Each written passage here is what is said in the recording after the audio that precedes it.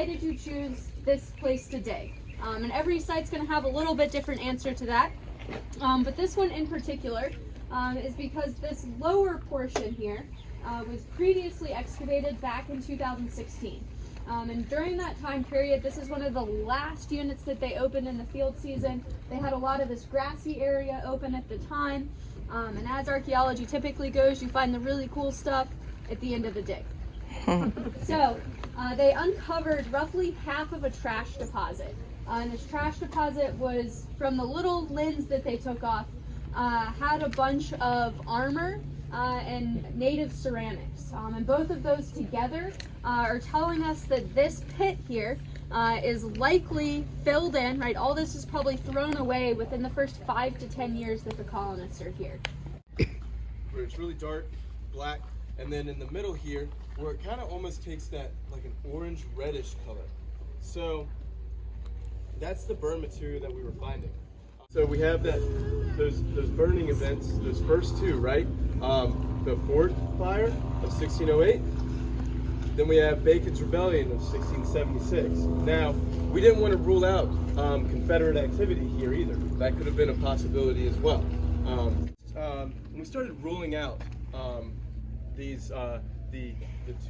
early and the later events. So, what exactly were the rebels burning?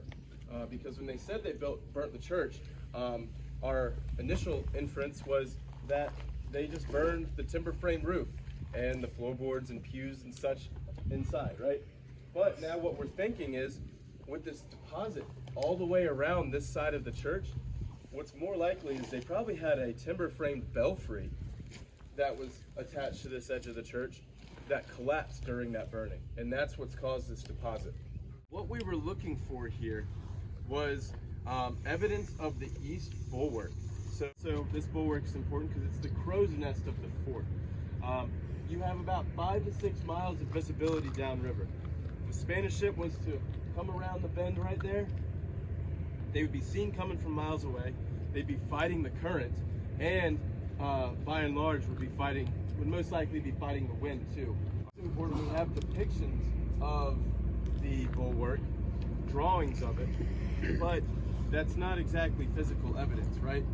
So that's what we're trying to do. We're trying to get down to the 1607 levels and unearth what that bulwark was shaped like.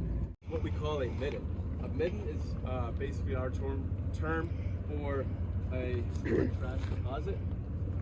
And in this case, we inferred that it was the town dump in the post-fort period. Nice. So from about 1625 to around 1650, this was actively being used as a trash dump.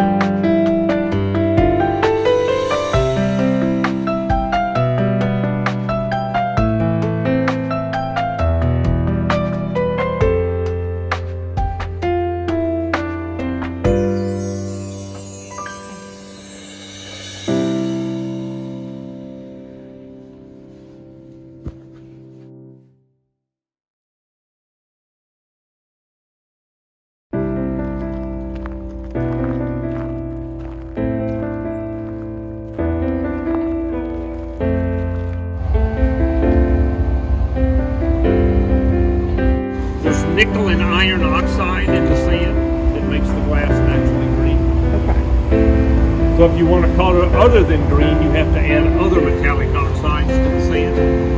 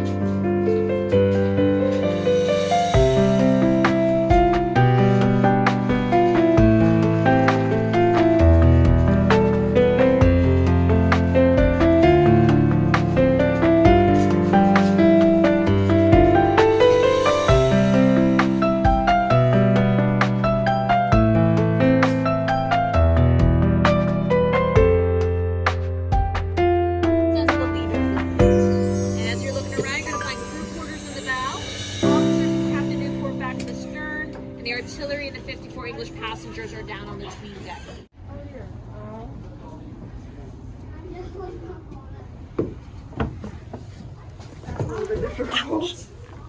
Actually.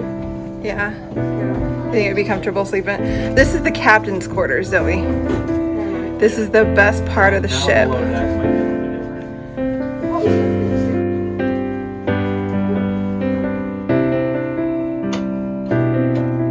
right, this is probably where the captain slept.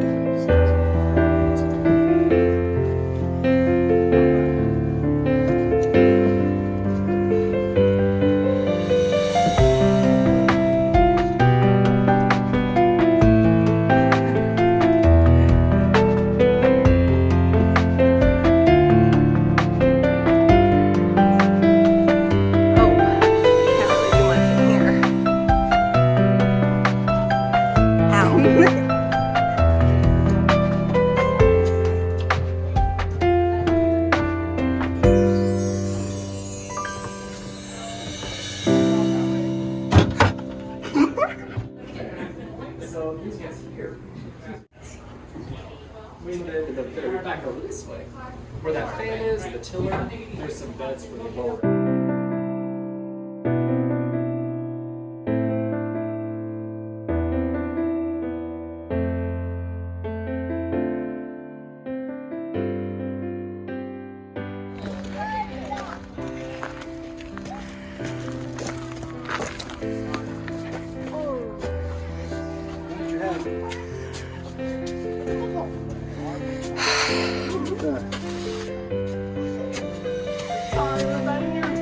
Yes. This is more my style. Yeah.